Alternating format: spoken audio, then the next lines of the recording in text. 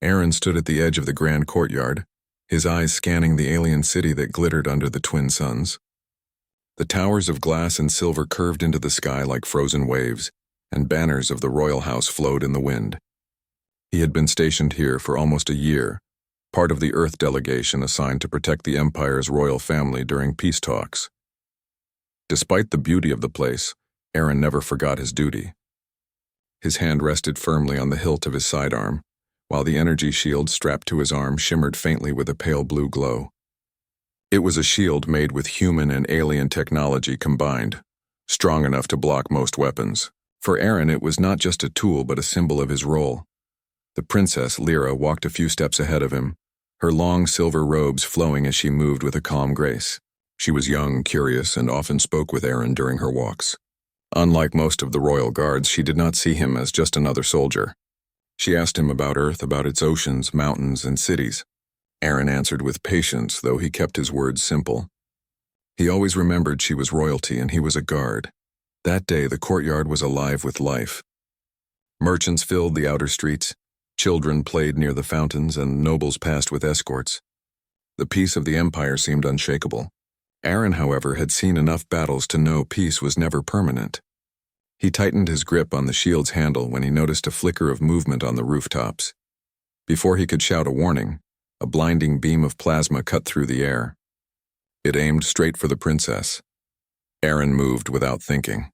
His shield snapped up, absorbing the blast in a burst of crackling light.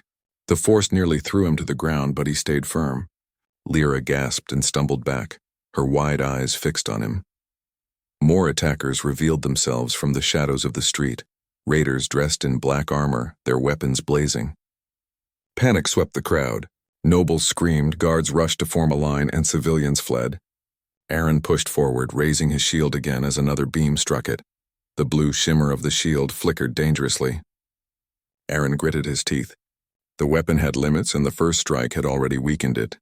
Still, he planted himself between the princess and the attackers. "Stay behind me," he said firmly. Lyra obeyed, though her hands shook as she clutched the folds of her robe. The raiders advanced quickly. One of the royal guards tried to counterattack but was knocked aside by a blast. Aaron lunged forward, blocking another strike with his shield. The crack spread across its surface like ice forming on glass. He knew it could not last much longer. His instincts told him to fall back, but his duty chained him to that moment. The princess was directly behind him. If he moved, even a single beam could reach her. Another blast hit. The shield trembled violently. Aaron felt the shock travel up his arm, burning through his muscles. The crack deepened, glowing red at the edges. He charged into the closest raider, slamming the broken shield into the enemy's chest. The impact knocked the raider down. Aaron fired his sidearm with his free hand, striking another attacker in the leg. But there were more, too many for one guard to stop. The princess cried out as a raider raised his weapon and aimed directly at her. Aaron turned sharply and placed himself in the line of fire. The beam struck his shield with a thunderous crack. The energy core of the device gave out in a violent flash, shards of light scattering like broken glass. The shield was gone. The force threw Aaron backward, his arm burning with pain. He crashed to the ground but forced himself up again. His breathing was ragged, yet he stood tall in front of Lyra, unarmed except for his sidearm. The raiders hesitated. Without his shield, he should have been vulnerable. But Aaron's eyes burned with a steady fire. He raised his weapon and fired in controlled bursts, pushing them back step by step. The other royal guards, inspired by his stand, rallied at last. They formed a tight wall around the princess, spears and rifles striking with renewed force. Civilians scattered completely, leaving only soldiers and attackers in the courtyard. The air was filled with shouts, blasts, and the metallic clash of weapons. Aaron fought like a cornered wolf. His shield was broken, his arm ached, but he never let a single raider slip past him. One tried to leap over him, and Aaron caught the raider mid-air with a shot to the chest. Another tried to flank, and Aaron spun with precise aim, dropping him to the ground. Minutes felt like hours. Finally, the sound of horns echoed across the city as reinforcements arrived. The raiders, realizing they were outnumbered, fled into the shadows from where they had come. Silence fell over the courtyard, broken only by the groans of the wounded. Aaron dropped to one knee, his breath heavy. His arm shook from the strain, and sparks still flickered from the destroyed shield lying in pieces nearby. The princess rushed to him, kneeling at his side. Her eyes shone not just with fear but with deep concern. "You saved me," she whispered. Aaron gave a faint smile, though his voice was hoarse. "It's my duty." Royal guards circled them, bowing to the princess, but their eyes lingered on Aaron. They had all seen what he had done, how he had stood when others fell back. The Empress would hear of this. The court would whisper of it. A human soldier had broken his shield to protect their princess when even their strongest warriors had faltered. But in that moment, none of it mattered to Aaron. He was tired, his arm throbbed, and he wanted only to be sure the princess was safe. As the reinforcements secured the courtyard, Aaron finally let himself collapse, still holding his sidearm even as his vision blurred. The last thing he saw before darkness claimed him was the princess's face above him, filled with worry and something else he could not name. When Aaron opened his eyes again, the world was quiet and dim. He found himself lying in a chamber that smelled faintly of herbs and clean water. The walls were carved with smooth patterns that glowed gently, and a cool cloth rested on his forehead. He tried to rise, but his arm burned and his body refused to move.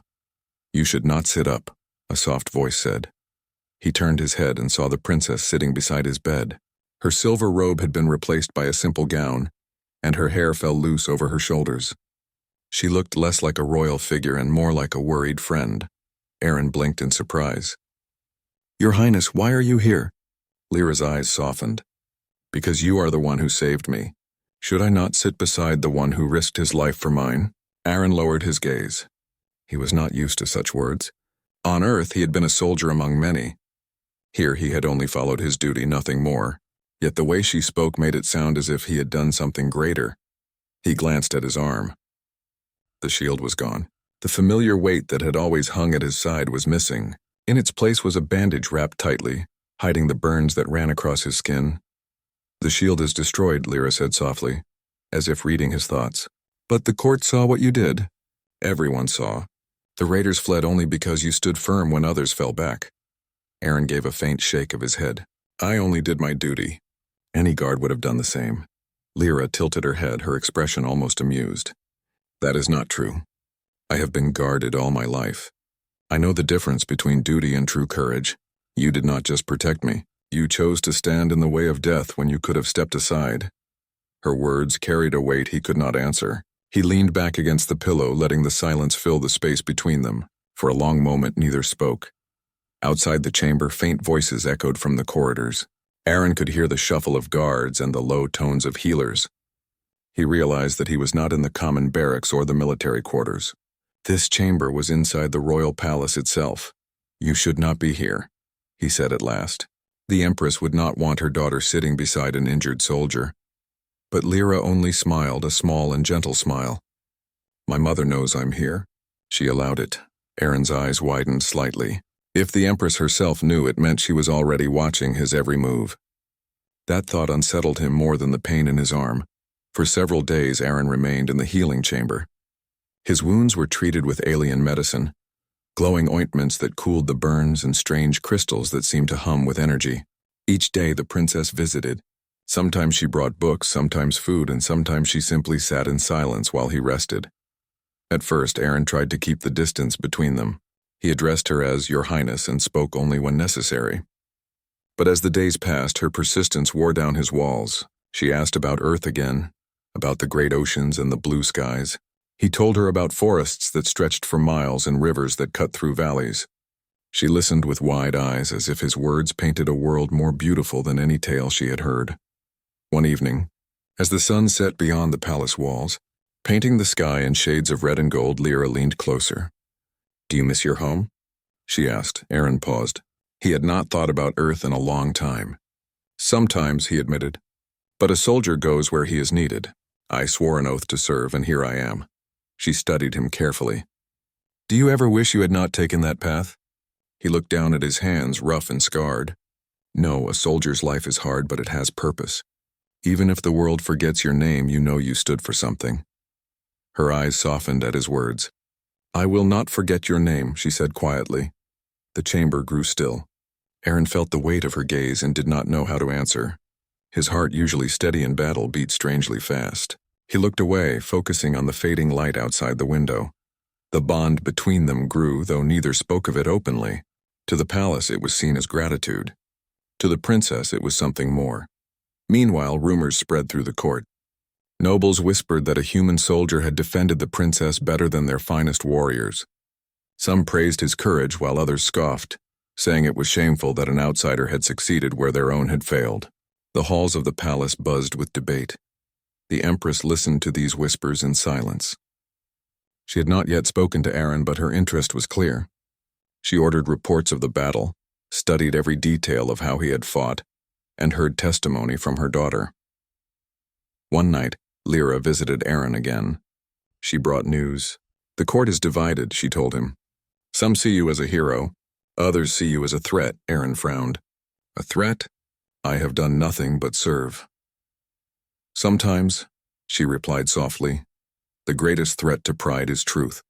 You proved that a human, with no noble blood, could stand where others failed. That truth unsettles many." Aaron said nothing. He knew she was right. The following morning, royal guards arrived at his chamber. They bowed to the princess, then turned to Aaron.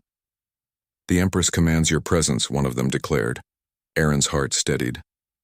He had faced raiders and blasts of plasma, but standing before an empress was another kind of trial. Still, he nodded and rose to his feet, though his arm was still stiff. Lyra's eyes filled with worry. "Be careful," she whispered. Aaron gave her a small smile. "Always." The guards led him through the golden halls of the palace, past towering pillars and endless tapestries that told the history of the empire. Servants stopped to stare. Nobles whispered behind their hands, and everywhere he walked, eyes followed him. At last, the great doors of the throne room opened. The Empress sat upon her high seat, her presence commanding and regal. Her eyes, sharp and wise, fixed on him the moment he entered. Around her, the council of nobles waited, their faces unreadable. Aaron felt the weight of the moment pressing upon him. He bowed deeply. The Empress's voice rang clear, filling the hall. "Rise, Aaron of Earth, you have drawn the eyes of my empire. Today you shall answer to us all." As he lifted his gaze to meet hers, he knew that his greatest trial had only just begun. The throne room was vast, with ceilings so high they seemed to vanish into the glow of floating lights. Golden pillars lined the chamber, each carved with symbols of ancient victories. The Empress sat at the far end, her crown gleaming, her robe flowing like molten silver across the steps of her throne. Around her, the nobles filled the curved benches, their voices hushed as Aaron was led inside. He walked slowly, his boots echoing against the marble floor. Though his body still ached, he carried himself with steady posture. He had faced enemies with blades and guns, but this was different. Here every eye measured him not as a soldier, but as a man who had dared to stand between death and their princess. The guards stopped a few paces from the throne. Aaron bowed deeply, lowering his head. "Rise," the Empress commanded. Her voice was firm yet calm, carrying the weight of authority. Aaron straightened. His eyes met hers for the first time. They were sharp, deep, and filled with a strength that reminded him of generals he had once served under. "You are Aaron of Earth," she said, "the soldier who broke his shield to protect my daughter." "Yes, Your Majesty," Aaron answered. His tone was respectful, steady. The Empress leaned forward slightly. "Some call you a hero. Others call you a danger. You have drawn praise and suspicion in equal measure. Tell me, why did you choose to risk your life for one who is not of your kind?" The hall grew quiet. Nobles leaned closer, eager for his reply. Aaron spoke without hesitation. "Because she was in danger. Because I was sworn to guard her. That is all." A murmur ran through the nobles. Some scoffed, unimpressed by the simplicity of his answer. Others nodded, seeing truth in his words. The Empress raised a hand, silencing the whispers. Her gaze remained fixed on him. "Words are easy, but this court does not judge by words alone. We value proof. If you wish to be known not as a passing soldier, but as one worthy of honor, you must face our trial." Aaron's jaw tightened. "What trial, Your Majesty?" The Empress gestured, and the chamber doors opened once more. Servants entered, carrying ceremonial weapons, ancient relics of the empire. Behind them came priests dressed in dark robes, their voices chanting low verses that echoed off the stone walls. One of the nobles stood and spoke. "The trial of the three paths, a test of endurance, of wisdom, and of spirit. Any who wish to be counted among our people must face it." Lyra, who had been seated at her mother's side, rose to her feet in alarm. "Mother, he is still wounded." "He cannot." The Empress lifted her hand and Lyra fell silent, though her eyes never left Aaron. Aaron took a breath. His body still carried pain, but his heart was steady. "I accept." A ripple of surprise moved through the court. Some nobles smiled in amusement, certain he would fail. Others looked uneasy, sensing something deeper. The Empress's face revealed nothing. She only nodded once. "Then let it be so," she declared. "At dawn tomorrow the trial begins." The next morning Aaron was led to the great arena outside the palace. The structure was ancient, built of stone older than the city itself. Thousands of citizens filled the seats, eager to watch. For them, the trial was not only a test but a spectacle. Aaron stood in the center, armed with nothing but a staff given to him by the priests. His arm was still stiff, but he ignored the pain. Across the arena, a massive gate rumbled open. From the shadows, a creature emerged. It was a beast with scales like iron and eyes burning red. Its claws scraped the ground and its breath came in deep growls. The first path was clear, endurance against the beast. The crowd roared as the creature charged. Aaron braced himself, rolling aside as the claws struck the stone. Dust filled the air. He spun with the staff, striking the beast across the snout. It howled in fury, but Aaron did not back away. Each time it lunged, he dodged, using speed instead of strength. His body burned with fatigue, yet he stayed focused. The battle stretched on until the beast finally faltered, retreating into its gate. The crowd erupted in cheers. Aaron leaned on the staff, his chest rising and falling with each breath, but he stood unbroken. The priests entered the arena again, their chants rising. "The second path," they declared, "is wisdom." A table was brought forth, covered with crystal pieces shaped like stars and moons. "A puzzle of the cosmos," one said, "to test the mind's clarity." Aaron sat before it, the crowd watching in silence. The puzzle was vast, the patterns complex. At first his hands moved slowly, unsure, but then he remembered the nights on Earth when he had studied maps of the stars. He recalled how soldiers would navigate by constellations, trusting the heavens when all else failed.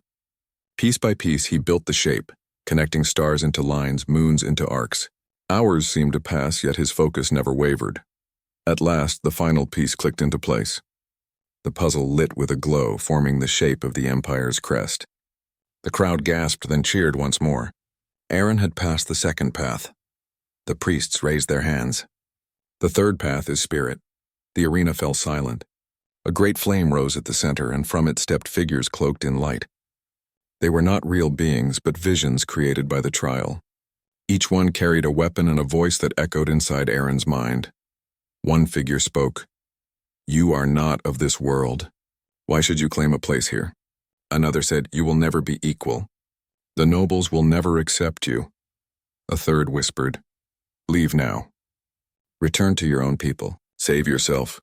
The voices pressed against his thoughts like a storm. Aaron felt the weight of doubt. He could turn away. He could accept that he was only a soldier, nothing more. But then he remembered the princess's words. "I will not forget your name." He remembered the moment his shield had shattered, the choice he had made to stand in front of her instead of saving himself. Aaron straightened, his voice strong. "I am not here to claim glory. I am not here to steal honor. I am here because I chose to protect even when I had nothing left. That is who I am. That is why I stand." The visions wavered, their light flickering. One by one, they bowed and faded into the flame. The arena shook as the trial ended. The Empress rose from her seat high above, her expression unreadable. The crowd fell silent, waiting for her judgment. She spoke clearly, her voice carrying across the arena. "Aaron of Earth, you have endured the beast, solved the wisdom of the stars, and stood firm against the shadows of doubt. You have passed the trial of the three paths. From this day, none may question your spirit." The citizens erupted in cheers, their voices thundering through the air. Lyra's eyes shone with pride, though tears touched her cheeks. Aaron stood in the arena, weary but unbroken. He had faced more than claws and puzzles. He had faced the heart of the Empire's judgment and had not faltered. The Empress raised her hand, silencing the crowd. "This trial proves only your worth. What comes next will decide your place among us." Aaron bowed his head, knowing his journey was far from over. Yet for the first time he felt that he truly belonged on this alien world, not just as a guard but as something more. The sun rose bright and golden over the capital city, its twin lights casting long shadows across the palace towers. Banners hung high, their colors marking the celebration of a rare event.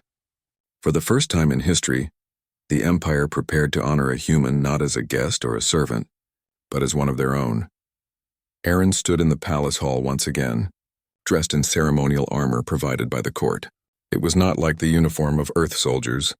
This armor gleamed with silver plates lined with threads of blue, its design flowing rather than rigid, made to reflect the Empire's pride. He felt strange wearing it, as if he had stepped into a role too large for him. The chamber was full of nobles and citizens, all eager to witness the Empress's decree. Some looked on with admiration, whispering of his courage in the trial. Others glared with cold eyes, still unwilling to accept an outsider in their traditions. Aaron felt their stares but stood steady. The Empress entered, her presence silencing the hall. Her crown caught the sunlight, scattering beams across the walls. She took her throne and raised her hand. "Aaron of Earth," she called. He stepped forward, bowing deeply. "You faced the trial of 3 paths," the Empress continued. "You endured when strength was tested, you solved when wisdom was challenged, and you stood firm when spirit was weighed. No outsider has ever stood where you stand now, yet you did not falter." Her voice grew louder, carrying to every corner of the hall. "For this I grant you what no human has received before. You are no longer only of Earth. From this day you are also of my empire. You are a citizen of our people." Gasps filled the chamber. Some nobles muttered in disbelief, while others clapped politely. The citizens who had gathered outside the hall cheered, their voices echoing through the palace. A servant stepped forward, carrying a small silver seal shaped like a star. The Empress took it in her hand, then pressed it gently to Aaron's chest. A soft glow spread from it, marking him with the sign of the Empire. "You are bound to us now," she said. "This mark declares you as one of our own. Wherever you walk with our protection." Aaron lowered his head respectfully. "I am honored, Your Majesty." The ceremony ended with music and the rise of banners.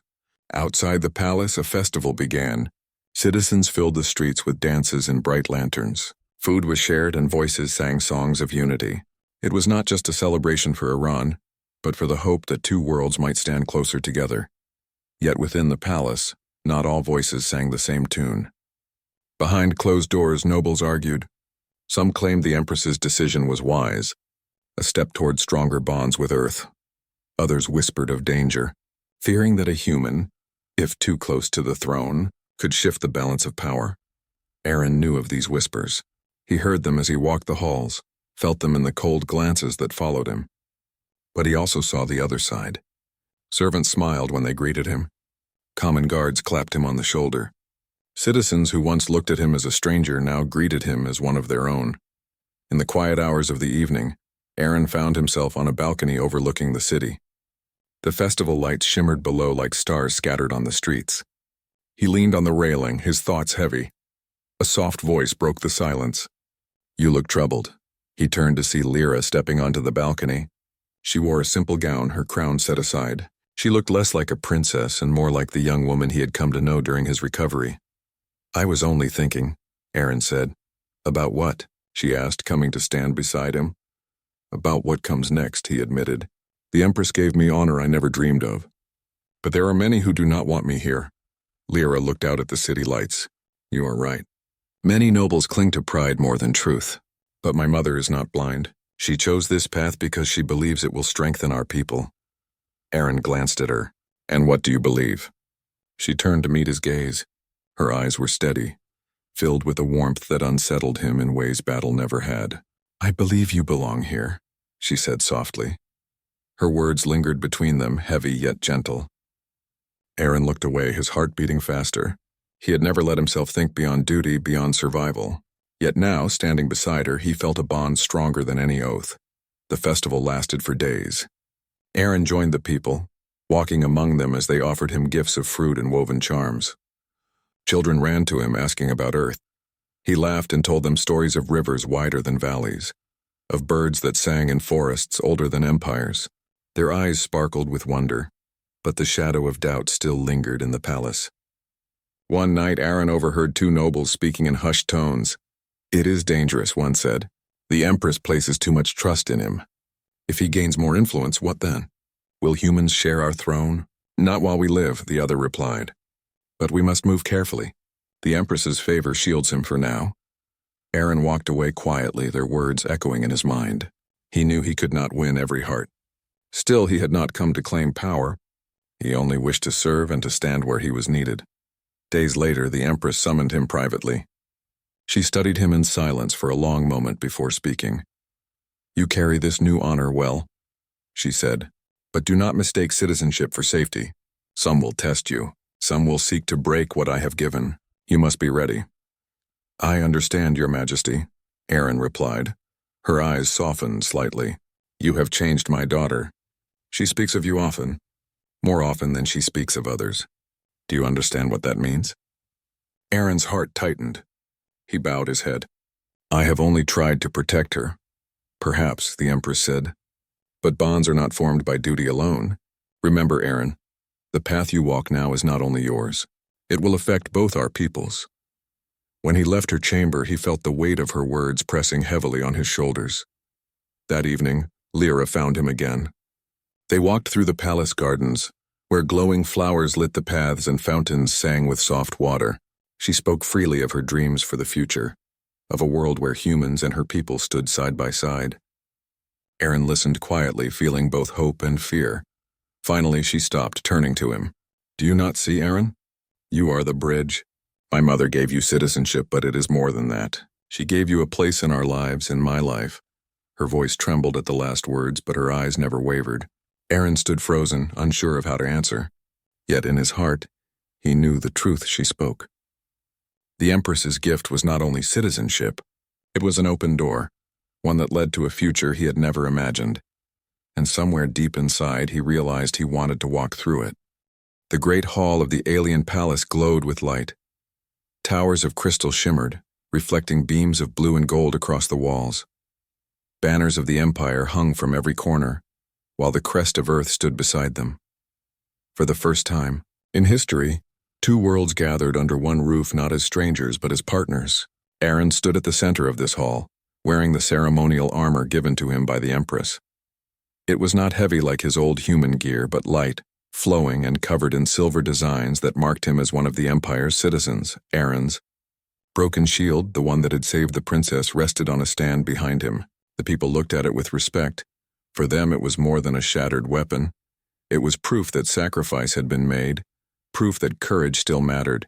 The Empress herself had ordered the shield to be placed there, so that no one would forget the moment when a human chose to stand between death and her daughter. The crowd was vast. Nobles filled the upper balconies, while citizens from the city gathered below. The air was alive with whispers and excitement. Many had doubted Aaron when he first arrived. Many had thought he was only a guard, nothing more. But now he stood as a symbol of a bridge between species. Even those who once disliked him could not deny what he had earned. The Empress entered with calm grace, wearing robes that sparkled like 1,000 stars. She raised her hand, and silence fell over the hall. Her voice carried clear and steady. "Today we celebrate not only courage but unity. When the princess was in danger, it was not her own guard who stood between her and death. It was a human soldier, one who held no promise of reward. Aaron's shield broke, but his spirit did not. That act proved to me, to my daughter, and to all of you that honor is not bound to race or world. Honor lives in the heart." Her words stirred the hall. People nodded. Some even cheered softly. Aaron kept his eyes forward, but inside his chest, his heart beat hard. He remembered the blast, the pain, the weight of falling. Now he stood alive, and all of this was happening because of that one decision he had made in that moment. The Empress turned toward Aaron. "You came here as a guard, but today you stand as one of us. With this seal, you are granted full citizenship within the Empire." An attendant stepped forward with a glowing emblem, shaped like a star with a flame inside. The Empress pressed it against Aaron's chest, and it melted into his armor, fusing as part of it. The hall erupted in cheers. Aaron was no longer an outsider. He was one of them now. The Princess Lyra stepped forward. Her gown was soft white, lined with silver threads that shimmered like water. Her eyes never left Aaron. The Empress raised her hand again. There is more. My daughter has chosen to speak her heart. Let her words be heard. Lyra's voice was gentle but strong. When I was in danger, it was Eren who saved me. When others doubted him, it was Eren who stood proud. And when I was afraid, it was Eren who gave me hope. My heart has already chosen him. I ask for my mother's blessing to join my life with his. The hall gasped. Some nobles looked shocked. Others clapped their hands in approval. Eren felt the weight of every eye on him. His throat felt dry, but he stepped closer to her. I never thought this would happen, he said in a steady voice.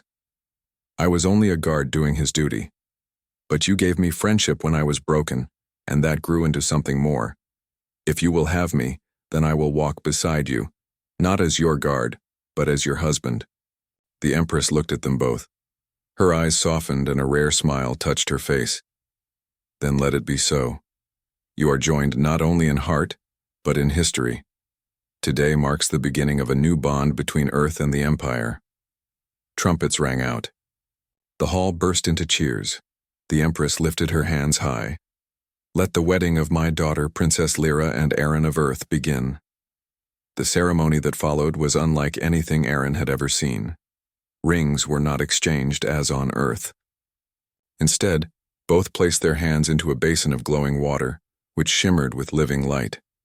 As their hands touched, the light rose, wrapping around their arms and binding them together. It was a symbol of shared life, one that no force could easily break. The people cheered as the glow spread upward, marking the union complete. Eren felt warmth flow through him.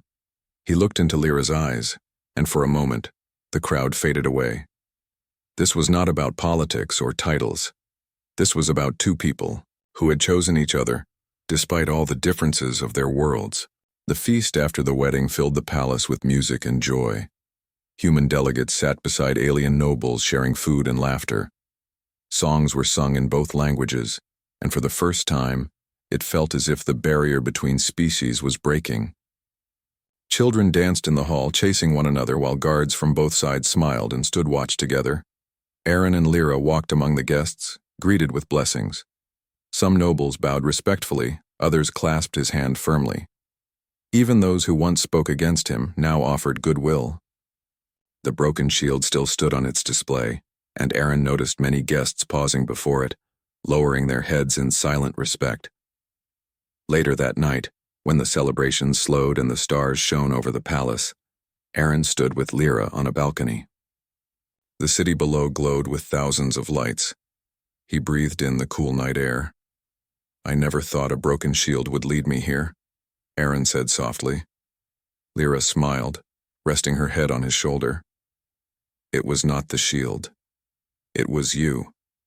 The shield only broke because your courage was stronger than its metal. Eren laughed gently. I guess courage sometimes comes at a price. And sometimes, she said, looking up at him, it brings the greatest reward. They stood together, watching the stars. Somewhere beyond, Earth waited, and now so did an empire. Two worlds once far apart were now joined because a human chose to protect a princess, and a princess chose to love a human. And so the story of Eren and Lyra became more than a tale of danger and rescue.